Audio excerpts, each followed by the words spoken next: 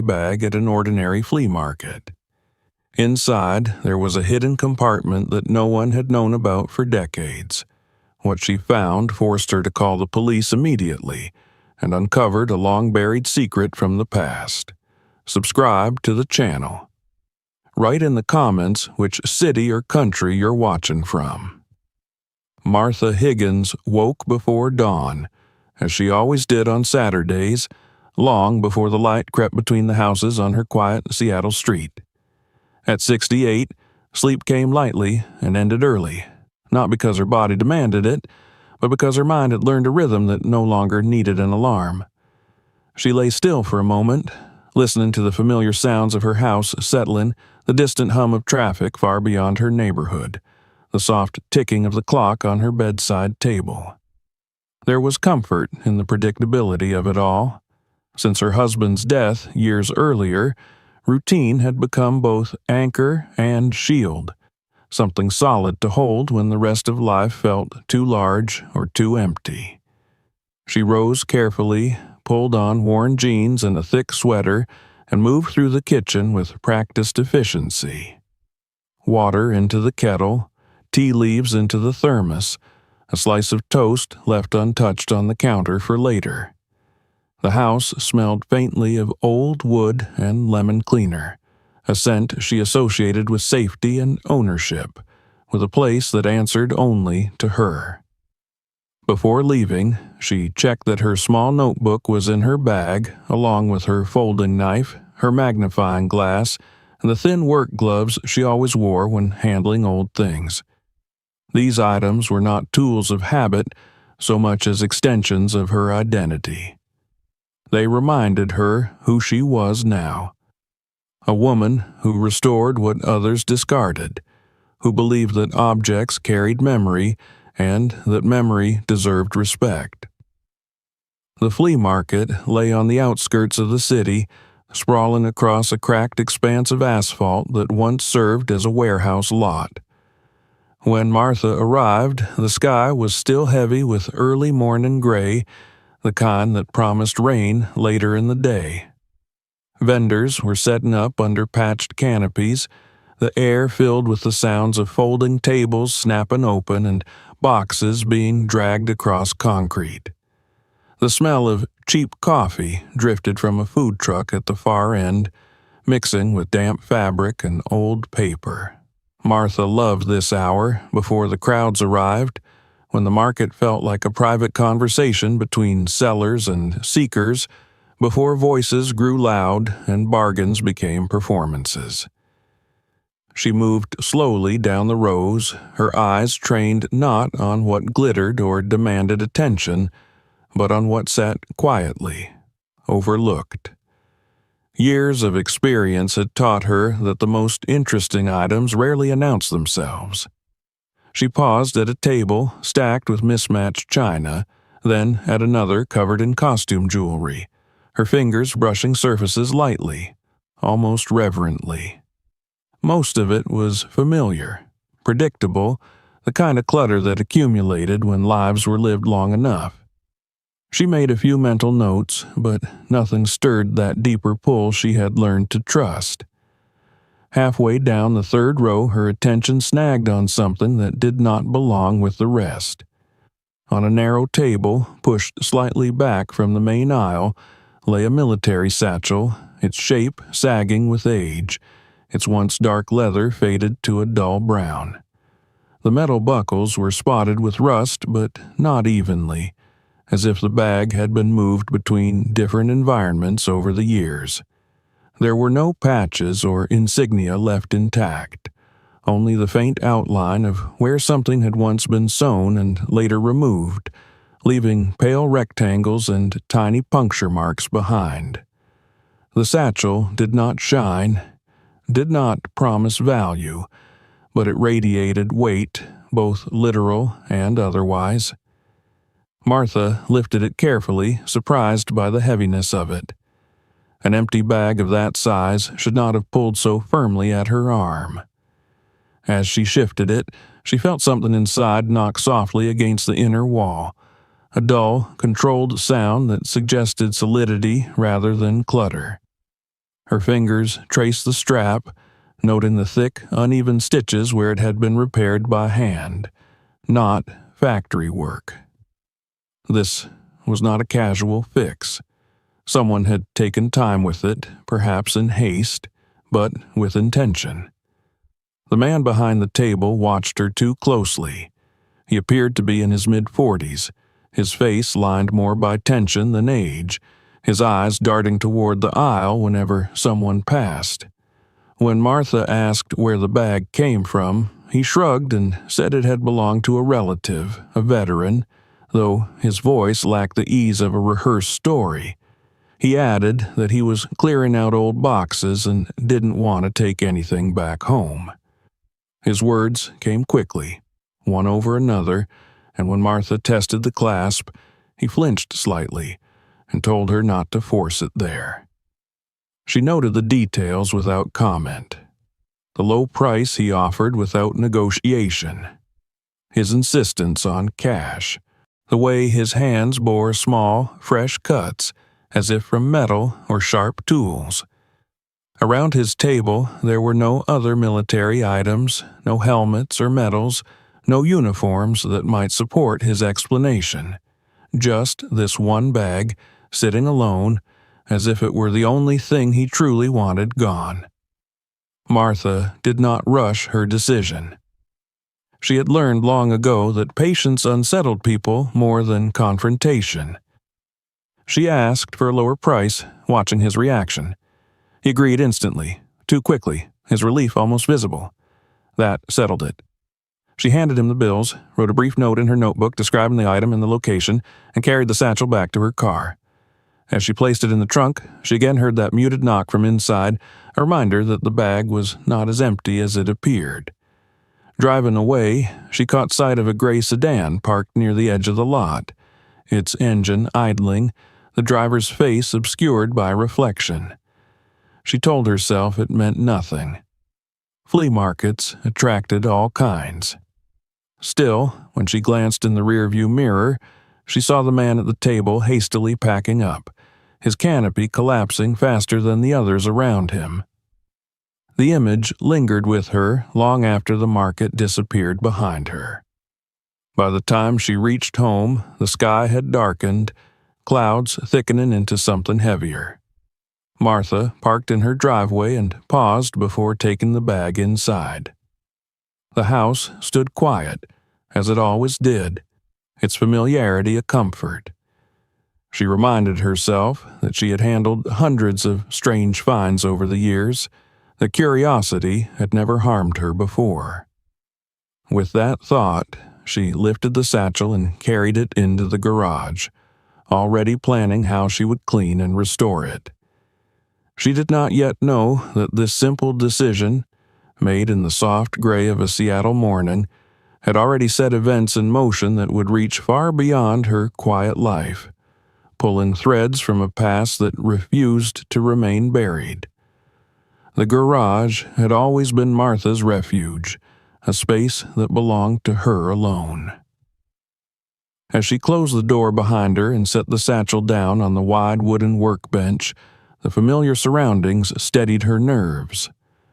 The single overhead bulb cast a warm, focused light, leaving the corners in soft shadow. Shelves lined the walls, crowded with jars of solvents, tins of polish, coiled cords, and carefully labeled boxes filled with screws, needles, and thread. On one wall hung photographs browned with age, her late husband smiling beside a half-restored dresser, her younger self standing proudly next to a chair she had refinished decades earlier. These images were not decorations so much as witnesses, reminders of patience and skill earned over time. Martha washed her hands thoroughly at the utility sink, dried them on a towel that bore permanent stains from years of use, and pulled on her gloves. She did not turn on the radio, as she often did. Something about the bag demanded quiet. The absence of sound sharpened her awareness, making every creak of the house and distant car passing on the street feel closer, more intrusive. She placed the satchel flat on the bench and began her inspection the way she always did, slowly and methodically, letting her eyes guide her before her hands intervened. The leather was dry but intact, its surface cracked only at the edges, suggesting it had been stored carefully, perhaps wrapped, perhaps hidden away from direct exposure. She rubbed a small amount of conditioner into a corner and watched the material darken slightly, absorbing it almost greedily. That alone told her the bag had not been neglected in the way truly abandoned things were. The metal buckles were rusted, but again not uniformly. Some areas gleamed faintly beneath the corrosion, as if someone had applied oil to them at some point, preserving their function even as the exterior aged. She lifted the bag and turned it over, pressing lightly along the bottom.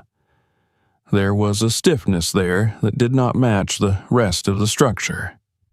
Her fingers paused, then pressed again, more deliberately. Beneath the outer layer, something flat and rigid resisted her touch. The stitching along the base caught her attention next. The thread was a different color than the rest, thicker, and the stitches were uneven, too tight in places, too loose in others. This was not factory work. It was repair or modification done by someone in a hurry or under pressure. Martha reached for her phone and took a few photographs, documenting the condition as she always did before beginning any restoration. The act felt suddenly less routine, more like evidence gathering. Though she brushed the thought aside, she examined the clasp next, the source of the man's earlier anxiety. It was fused completely, the metal edges pressed so tightly together that even gentle movement was impossible. She applied a rust remover and waited, watching the liquid bead and darken as it worked its way into the seams. When she tried again, nothing moved. The clasp had not simply seized from neglect. It had been forced shut, perhaps struck with a tool, leaving faint dents along the edge that caught the light at certain angles. The decision to use the vise was not one she made lightly. Clamping an antique item always carried the risk of irreversible damage. She hesitated, weighing preservation against the growing certainty that whatever lay inside this bag had been sealed away deliberately. In the end, curiosity won, bolstered by a sense of responsibility she could not quite name. She patted the vise with cloth, secured the satchel carefully, and positioned her flathead screwdriver against the hinge. As she applied pressure, there was a sharp, dry crack, followed by another, and the metal gave way. The moment the clasp broke open, a smell escaped that made her recoil. It was not simply the odor of old fabric or damp leather. There was something sharper beneath it, a chemical tang that prickled her nose and lingered unpleasantly in the air. She stepped back, letting it dissipate, her heart beating faster now. When she leaned in again, she saw that the interior was unexpectedly neat. The lining lay smooth and taut, unfrayed, except for one section near the bottom where the fabric bulged outward slightly, forming an unnatural curve. She pressed it gently, and again felt that solid resistance beneath. Her gaze traced the seam that framed the bulge. The stitches there were crude, almost careless, as if whoever had sewn them had not cared about appearances, only about concealment. Martha straightened, suddenly aware of how quiet the garage had become. Outside, a car passed slowly, tires hissing on damp pavement. She moved to the small window overlooking the driveway and peered out. For a moment, she thought she saw a gray vehicle at the corner, idling, but when she blinked it was gone, replaced by an empty street glistening with recent rain. She told herself she was imagining things. Fatigue and imagination could do strange things, especially when paired with a find like this. Still, She lowered the garage door fully and locked the side entrance, then returned to the bench with renewed caution. Her hands hovered over the bulge in the lining, her instincts urging patience. Whatever was hidden there had waited decades. It could wait a little longer. Martha cleaned the exterior of the bag enough to remove surface grime, careful not to disturb the interior further. As she worked, she noticed small details that reinforced her unease. A faint oil stain near the strap attachment. A crease that suggested the bag had been opened and closed repeatedly over a long period, not used casually, but accessed deliberately. This was not a soldier's forgotten satchel. It was a container, a tool. When she finished, she stepped back and looked at the bag as a whole. Without its clasp, it seemed almost vulnerable now, stripped of its secrecy. Yet the bulge remained, stubborn and silent, a promise of something yet to be revealed. Martha felt the familiar thrill of discovery, tempered now by something colder. She cleaned her tools, washed her hands again, and turned off the light, leaving the satchel where it lay. Inside the house, she locked the doors and checked the windows, a habit she had not indulged in for years. As she poured herself a cup of tea, her thoughts returned to the flea market, to the man's nervous eyes and the speed with which he had folded his table. She wondered what he knew, and more importantly, what he feared. When she finally sat down, the image of the uneven stitches lingered in her mind, a quiet challenge she knew she would not ignore for long.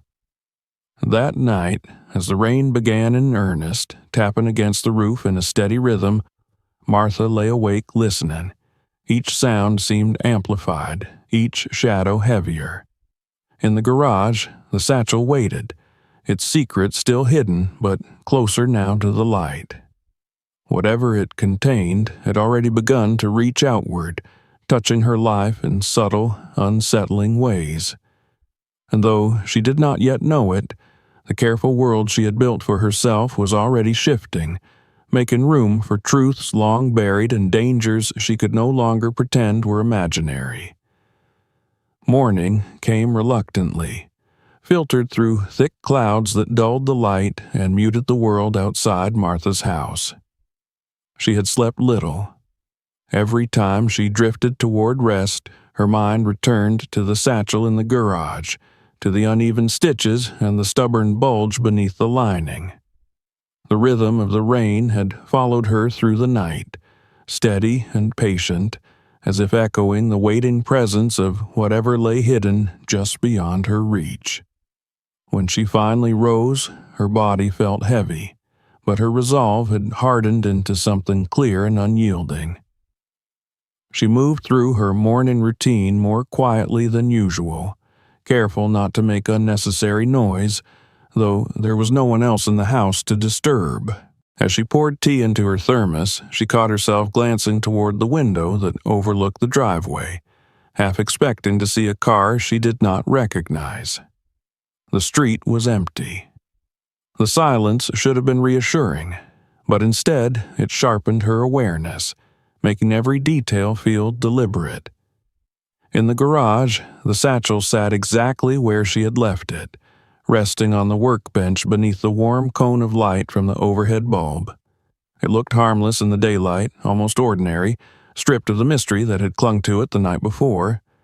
Martha knew better. She washed her hands, pulled on fresh gloves, and took a moment to steady herself.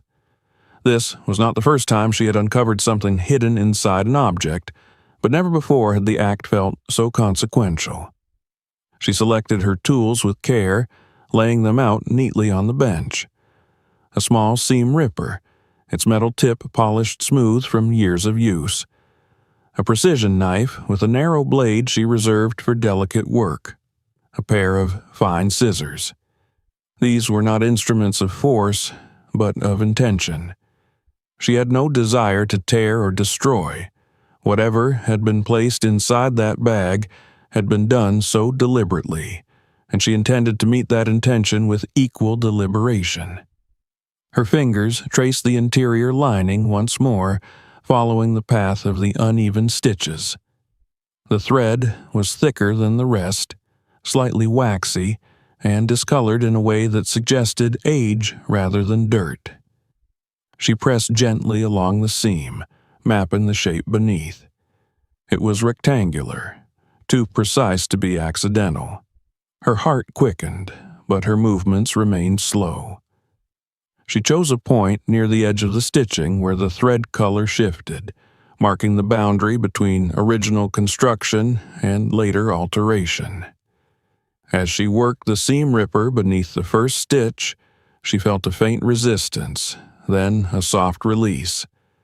The thread parted with a whisper, almost soundless.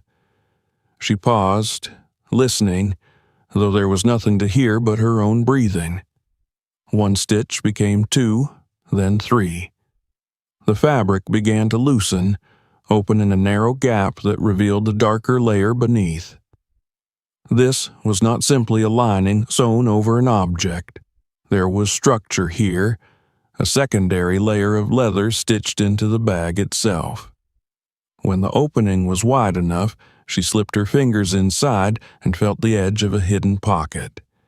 It was narrow and deep, its interior smooth and cool to the touch.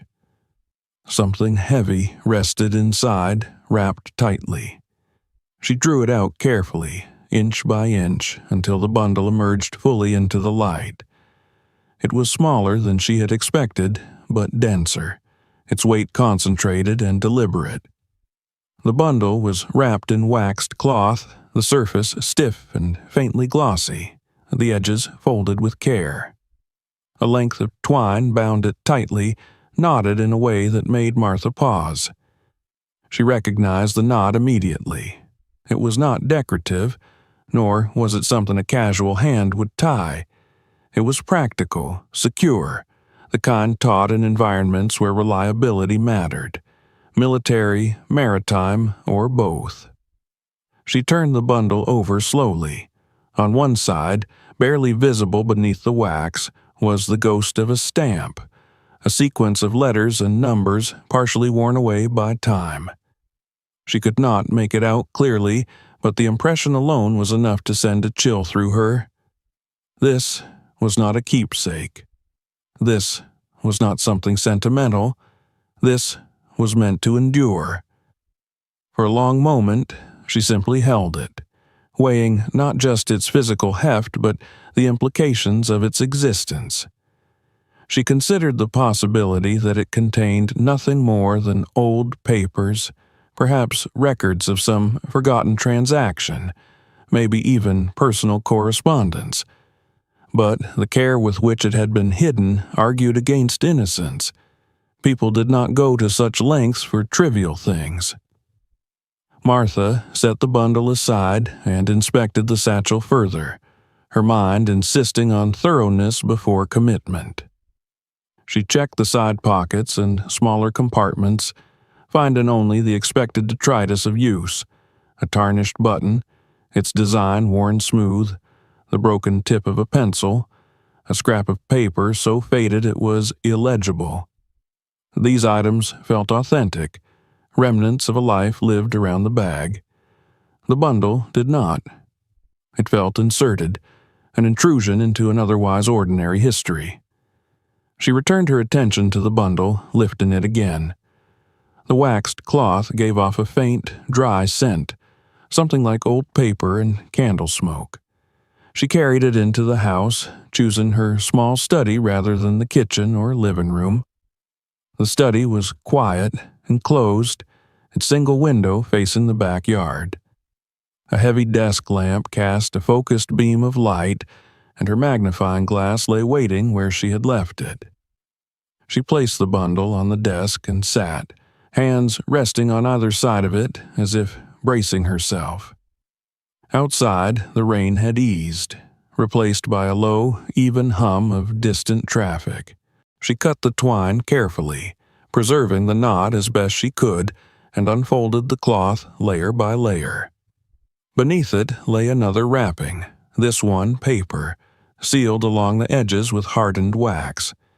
The seal bore an imprint, a symbol she could not immediately place, pressed firmly enough to remain visible decades later. Her pulse quickened. She had seen seals like this only in photographs, in books about archives and vaults. She lifted the magnifying glass and studied it closely. The lines were crisp, intentional. Someone had wanted to ensure this package remained closed until the right moment, or perhaps forever. She hesitated then, truly hesitated, the knife poised just above the seal. A thought crossed her mind that once she broke it, there would be no undoing the act. Whatever lay inside would move from hidden history into the present, and she would be the one responsible for that transition. Her hand trembled slightly, and she drew a steadying breath. The knife slid beneath the wax with a soft crackle, the seal breaking apart in brittle fragments. The paper parted, and the contents revealed themselves in a way that made Martha's breath catch in her throat. Inside were documents, folded neatly, their edges yellowed but intact. Beneath them lay a stack of old banknotes, thicker and heavier than modern bills, their surfaces stiff with age, and tucked beneath it all was a folded map, the paper heavier than the rest, creased and recreased as if it had been consulted many times. She lifted one of the documents first, handling it by the edges. Stamps marked the page, inked impressions that spoke of authority and bureaucracy. Numbers marched across the top in careful rows. This was not personal writing. This was official. Her fingers tightened involuntarily, and the document slipped from her grasp, landing softly on the desk. Fear rose in her chest, sharp and unexpected. Martha pushed back from the desk and stood, her chair scraping loudly against the floor. The sound startled her, echoing too sharply in the small room.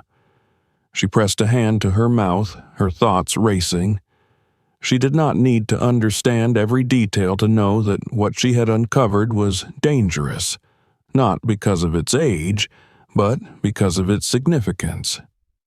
She gathered the items back into the wrapping as carefully as she could, though her hands shook now, betraying her calm.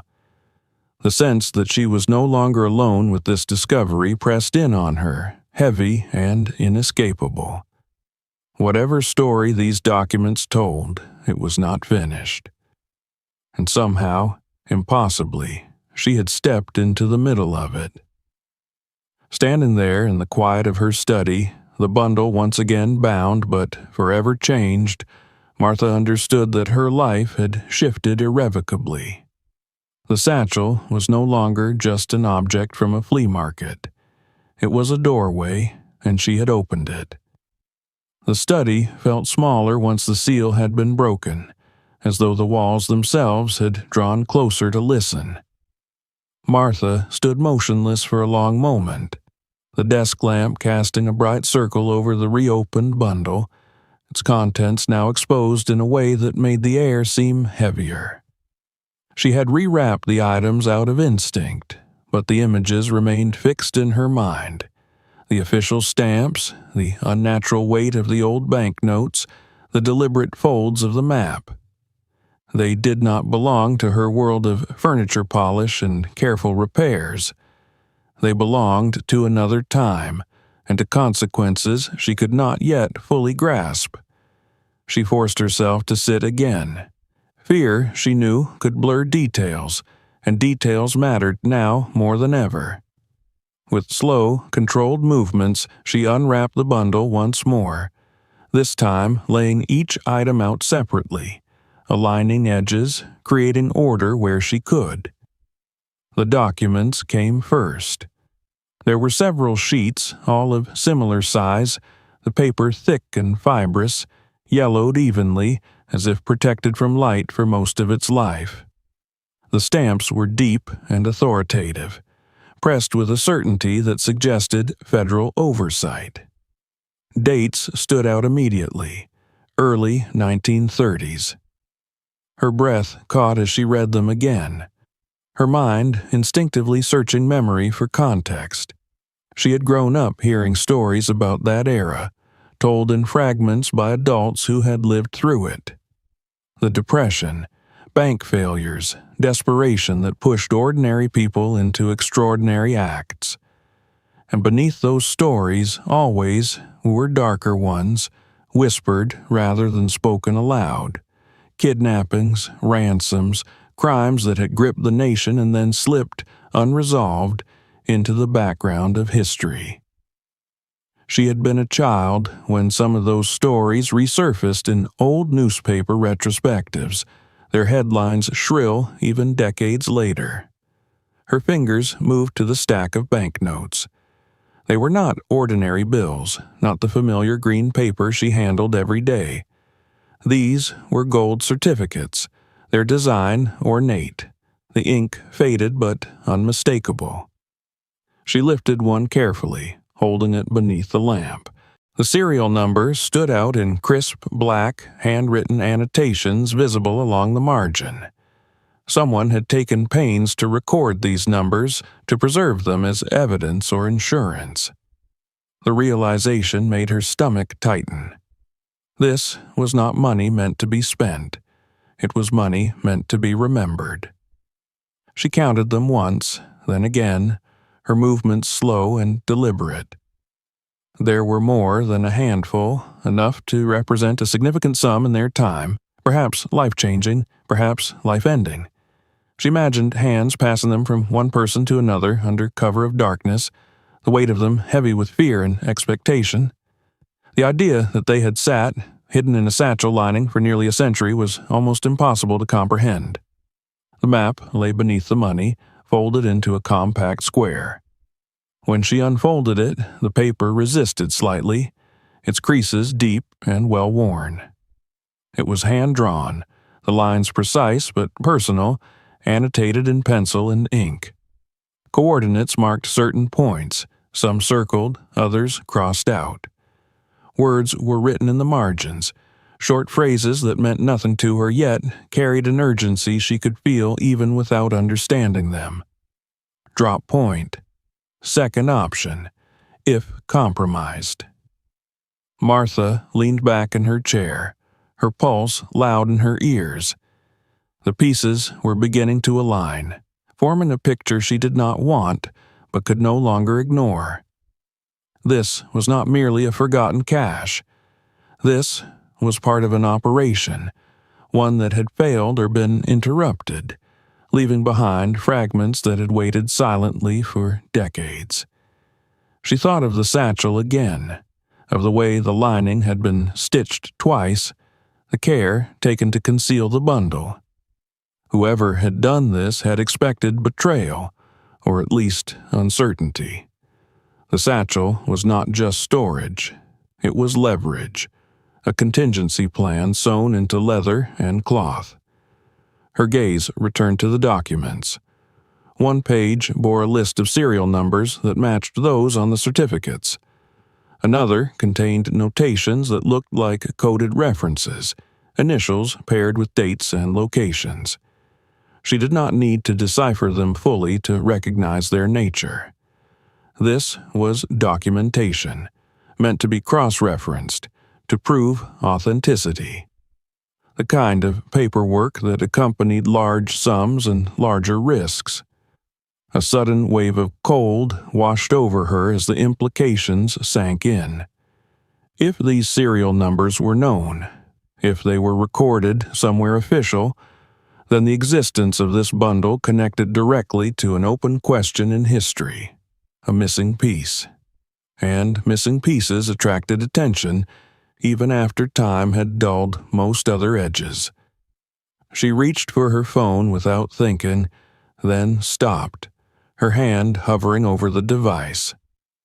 Calling someone felt necessary but also dangerous. She did not yet know who should be trusted with this information or whether trust was even relevant anymore. Her eyes drifted back to the map, to a point marked near what appeared to be a body of water. Another mark lay farther inland, connected by a thin penciled line. 2 routes, 2 chances. Martha realized then that whoever had drawn this map had anticipated failure. They had planned for alternatives, for retreat. That knowledge alone changed the nature of what she held. This was not an impulsive crime. It was calculated, rehearsed, layered with contingencies. The person who had hidden this bundle had lived with fear, had expected pursuit. She stood abruptly, the chair scraping again, and moved to the window. Outside, the backyard lay empty, wet grass reflecting the dull light of the overcast sky. Nothing moved. Still, she felt exposed, as if the knowledge she now possessed radiated outward, visible to anyone who knew how to look. She closed the blinds slowly, deliberately, and turned back to the desk. Her decision came not as a single thought, but as an accumulation of understanding. These items did not belong in her care. Keeping them was not just risky, it was wrong. Whatever justice or resolution they could bring would not come from a retired woman working alone in a quiet neighborhood. It would come from institutions built to handle such weight, flawed though they might be. She began to reassemble the bundle, this time documenting what she could without disturbing it further. She photographed the serial numbers, the stamps, the map, her hands steadying as purpose replaced panic. Each click of the camera felt like a small act of surrender, a transfer of responsibility from secrecy to process. As she worked, her phone rang. The sound startled her, sharp and intrusive. She glanced at the screen. An unknown number. Her heart raced as she answered, holding the phone slightly away from her ear. There was nothing on the other end. No voice, no breathing, just silence. After a few seconds, the call disconnected. Martha lowered the phone slowly, her fingers numb. That was enough. Whatever doubts remained dissolved in that moment. She gathered the bundle fully, wrapping it as closely as she could to its original state, and placed it back into the metal tin she had used earlier. The weight of it seemed greater now, as if the knowledge it carried had added to its mass. She sat at the desk for several minutes afterward, staring at the closed container.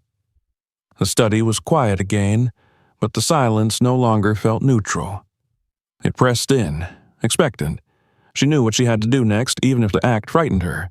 The truth had surfaced, carried forward by chance and curiosity, and it demanded acknowledgement. When she finally stood, the decision was complete. She would call the police. Not tomorrow, not after more thought, now.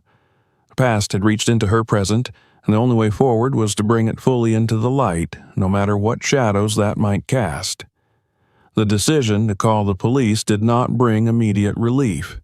If anything, it sharpened Martha's awareness of every second that passed between the moment she set the phone down and the moment someone would arrive. She sat at the desk with the metal tin closed in front of her, her hands folded tightly in her lap as if to keep them from shaking. The silence in the house felt unnatural now, stretched thin by anticipation. Outside, the clouds hung low, muting the afternoon light and casting everything in a flat, colorless gray that made time feel suspended. When the knock finally came, it was firm, but not aggressive. A practiced sound meant to announce authority without alarm. Martha rose slowly, her joints protesting, and walked to the front door. She checked the peephole before opening it, another habit she had not indulged in for years. 2 uniformed officers stood on the porch, their posture attentive but calm. The sight of them, real and solid, grounded her in a way nothing else had since she opened the satchel. She led them into the house, explaining briefly that she had found something unusual inside an item she purchased earlier that day. Her voice sounded steadier than she felt, as if it belonged to someone else entirely. In the study, she gestured toward the desk where the tin waited. One of the officers put on gloves immediately, his movements careful and precise, while the other asked her to recount everything from the beginning. Martha told them about the flea market, the military satchel, the man who sold it to her. She described his nervous manner, the low price, the way he had packed up quickly after the sale. She mentioned the gray car she thought she had seen near the edge of the lot, careful to say she was not entirely certain. The officers exchanged brief glances but did not interrupt. When she finished, one of them opened the tin and examined the contents without removing them fully, his expression shifting subtly as he took in the stamps, the old banknotes, the map. "This is beyond routine," he said quietly, and stepped aside to make a call. Within minutes, the atmosphere in the house changed. Radios crackled softly. The officers asked Martha to repeat certain details, clarifying times, locations, descriptions. They asked what tools she had used, whether she had touched the documents directly, whether anyone else had been present. She answered as honestly and thoroughly as she could, aware that every word mattered now. They told her a detective would be arriving shortly, someone with experience in historical cases and financial crimes. Until then, they asked her not to leave the house and not to contact anyone else about what she had found. Martha nodded, the weight of their words settling heavily on her shoulders. She realized then that this was no longer her discovery alone. It had entered a system far larger than her quiet life. The detective arrived less than an hour later. He was a tall man in his early 50s, his hair graying at the temples, his movements unhurried. When he introduced himself, his voice was calm, almost gentle, as if he understood that urgency could unsettle as much as it could motivate. He listened as Martha told her story again, this time with more detail, his questions probing but respectful. He asked her to describe the stitching inside the satchel, the knot on the twine, the smell that escaped when she opened it. Each detail seemed to confirm something forming in his mind. When he examined the documents and money more closely, his expression grew serious. He did not explain much at first, only that the serial numbers and stamps suggested something very specific, something that would require verification at a higher level. He thanked her for calling immediately, telling her that many people would have hesitated, or worse, tried to profit from such a find. His words carried no judgment, only quiet acknowledgment. The satchel and its contents were carefully packaged as evidence, photographed, labeled, and sealed. Watching them leave her desk felt strangely like watching a part of herself be taken away, though she knew it was necessary. The detective handed her a receipt and his card, instructing her to call if she remembered anything else about the flea market or the seller. Before leaving, he paused and looked at her more closely. "Did anyone see you buy the bag?" he asked. Martha hesitated, then mentioned the man's reaction, the speed with which he packed up, the gray car she could not be sure about. The detective nodded slowly, his eyes narrowing just slightly. He told her to be cautious over the next few days, to lock her doors, to report anything unusual. It was advice delivered calmly, but it carried an undercurrent that made her heart sink. After they left, the house felt emptier than before. The study seemed stripped bare without the desk lamp illuminating the bundle, without the physical proof of what she had uncovered. Yet, the sense of danger lingered, invisible but persistent. As evening fell, Martha noticed a car drive slowly past her house, then another. She told herself it was coincidence, that she was letting fear color her perception. Still, she drew the curtains early and double-checked the locks. That night, sleep came even harder than before. She lay awake, listening to every sound, the creak of the floorboards, the distant bark of a dog, the occasional rush of a car on wet pavement. At one point, her phone buzzed, a missed call from an unknown number, no voicemail. She stared at the screen for a long time before setting it down, her chest tight with unease. The following morning, the detective called. He told her that preliminary checks on the serial numbers had yielded a match, one that sent a ripple through their department. The money appeared to correspond to a list associated with a high-profile case from the early 1930s, a kidnapping that had once consumed national attention and then faded into unresolved legend. Further verification was underway, but the implications were significant. Martha sank into a chair as she listened. The past, it seemed, was no longer content to remain buried. It had reached out through a thrift store purchase and wrapped itself around her life, tightening with each new revelation. When the call ended, she sat in silence, staring at the wall, aware that this was only the beginning. The truth was moving, and somewhere, someone else knew it had been disturbed.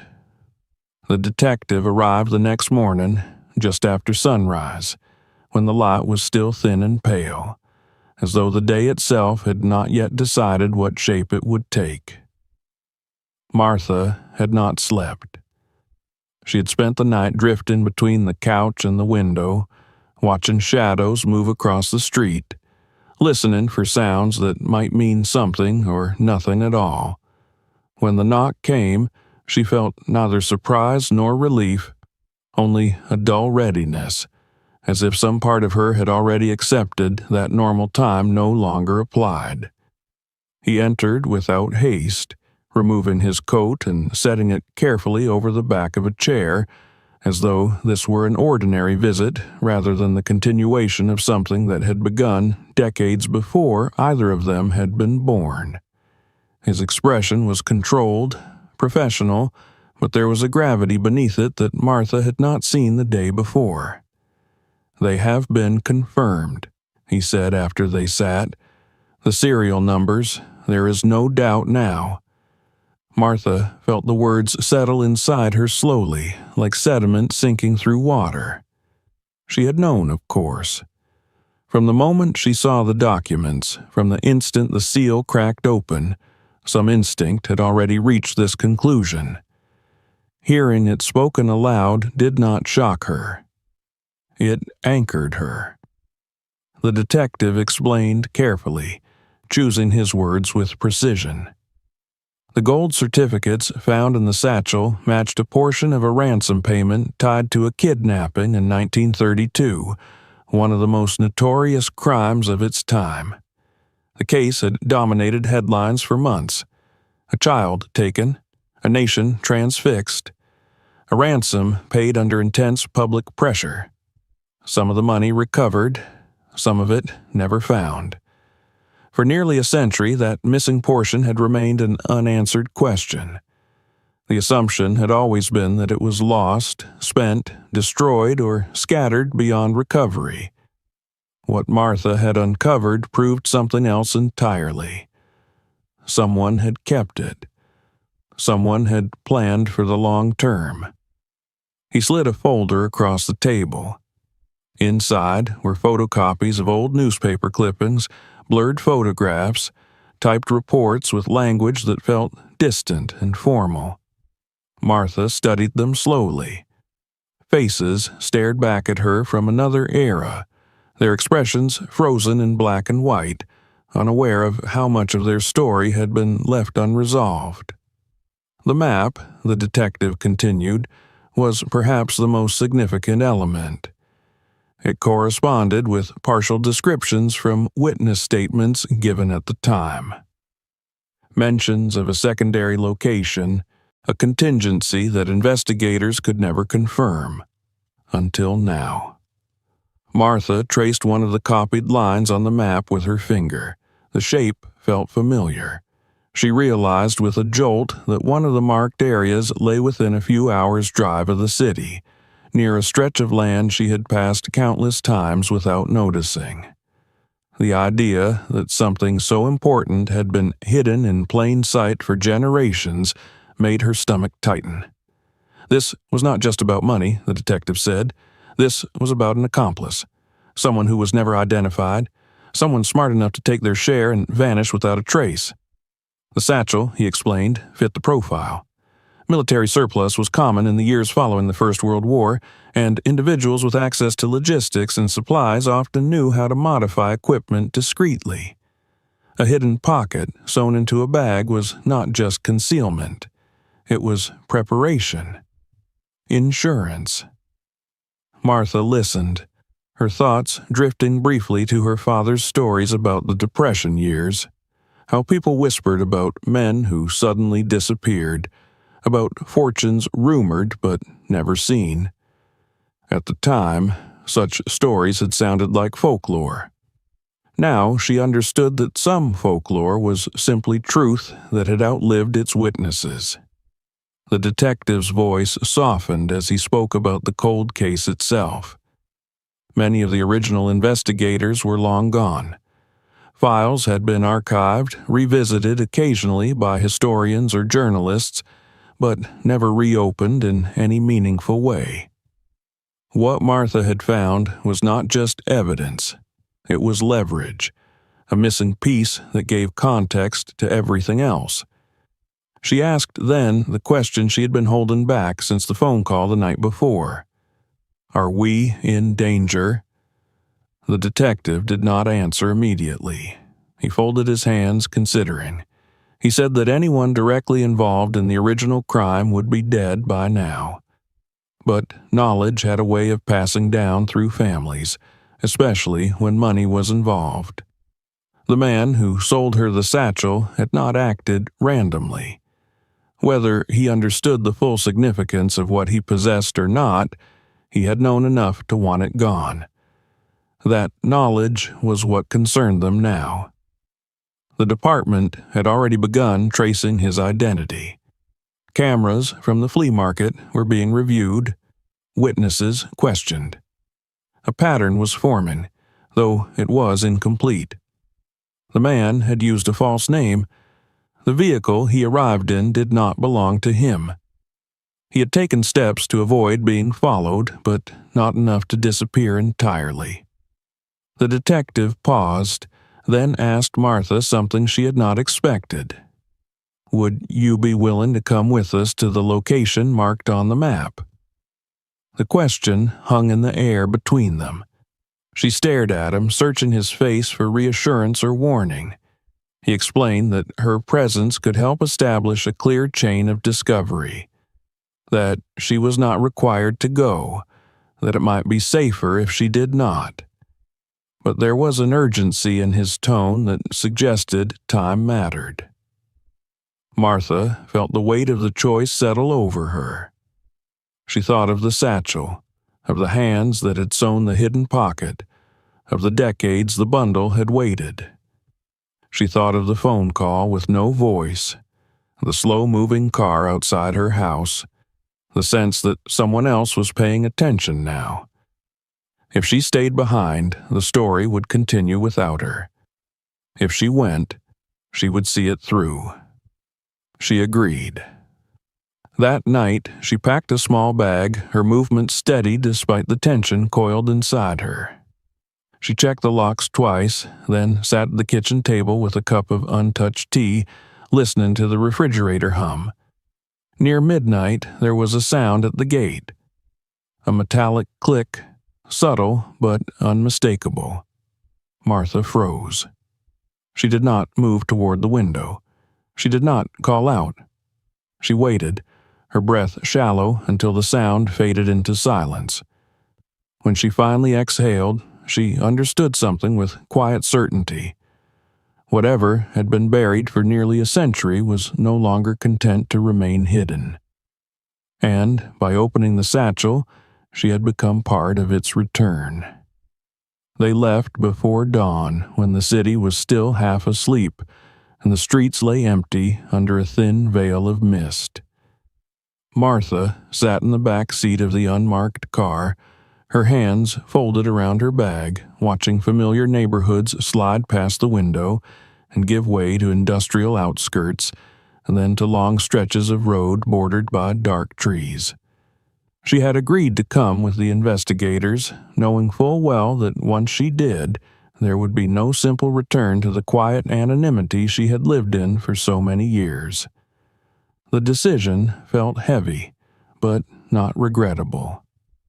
It felt necessary, as though the path had already been chosen the moment she lifted the satchel from the flea market table.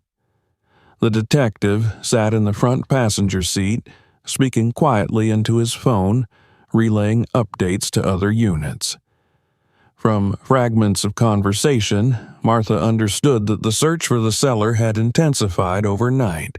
Footage from nearby cameras had confirmed his presence at the market, his arrival and departure times, and the direction he had driven afterward. What they did not yet have was his true identity. He had used a name that led nowhere, an address that belonged to a demolished building, and a vehicle registered under a shell company. None of that surprised the detective. It only confirmed that the man had known enough to be cautious.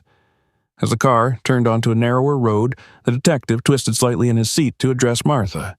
He reminded her again that she was free to turn back, that her role as the discoverer of the evidence had already been documented. Martha shook her head slowly. She had not slept enough to feel fearless, but she felt resolved. The map, the documents, the money, all of it had passed through her hands.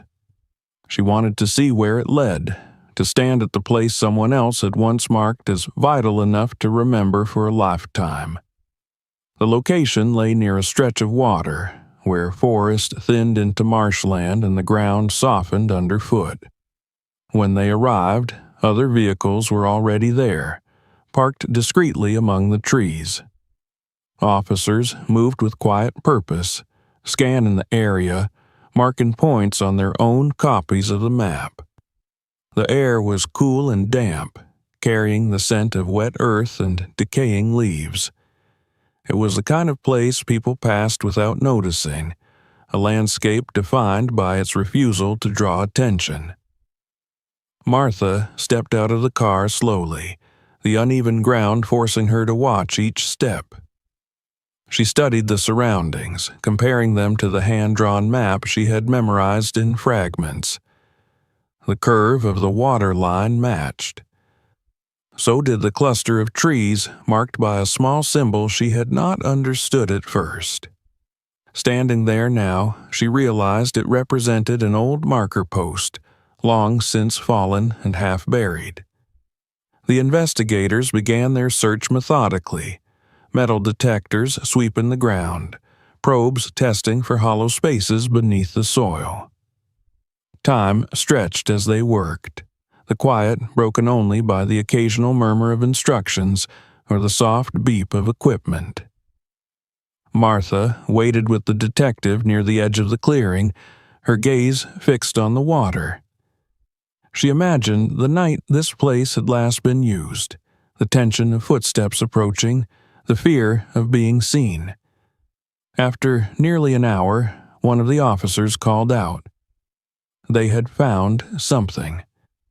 A section of ground where the soil composition changed abruptly, disturbed long ago and never fully settled. The team moved in carefully, clearing debris, digging by hand. What emerged first was rusted metal, the corner of a box eaten away by time. As more earth was removed, its shape became clear. It was a container, smaller than Martha had expected, but solid. When they opened it, the contents were sparse but telling. There were remnants of packaging, fragments of waxed paper, and beneath them a handful of items that made the detective exhale slowly. A corroded firearm, its serial number still faintly legible. A folded piece of fabric bearing a symbol that matched one found in the satchel, and at the bottom, wrapped in decayed cloth, a small leather notebook.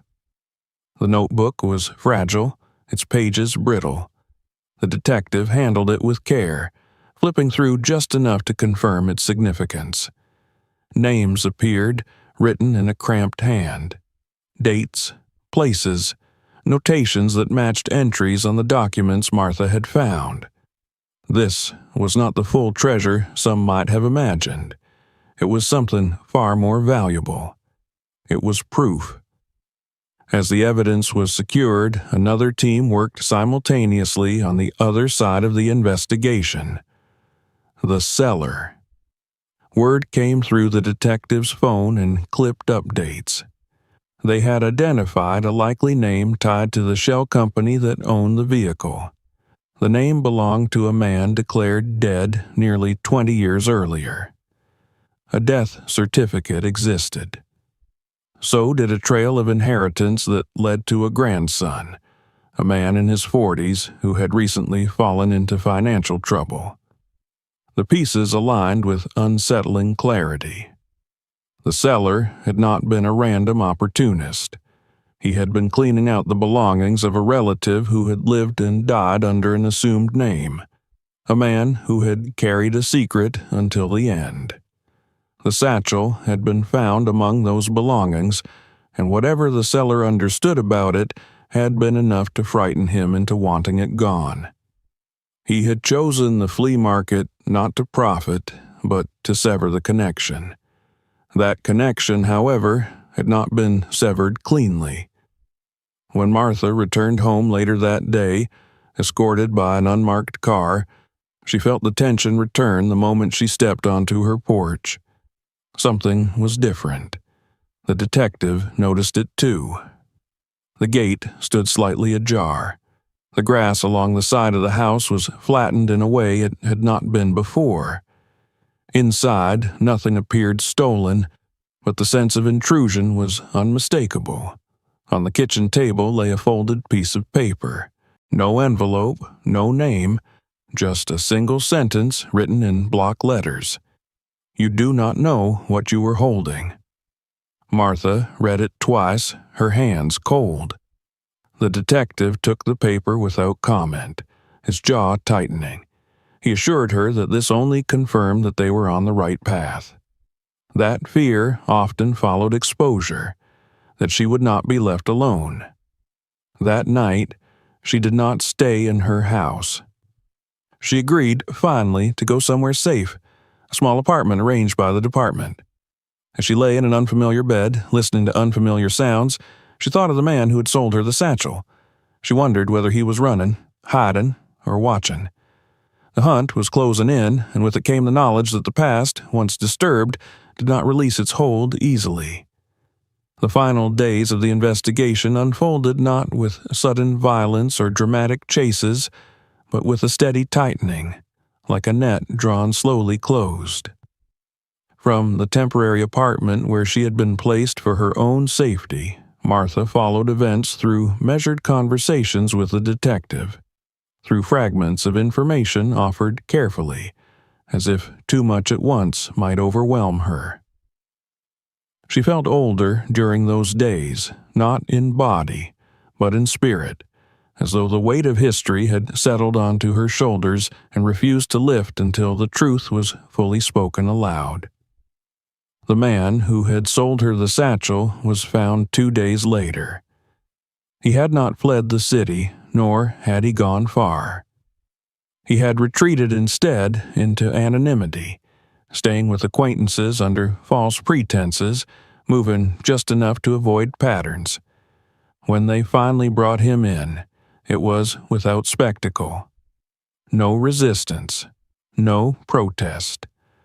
Only a look of exhaustion that seemed to drain him the moment he realized there was nowhere left to run. The detective met with Martha the following afternoon.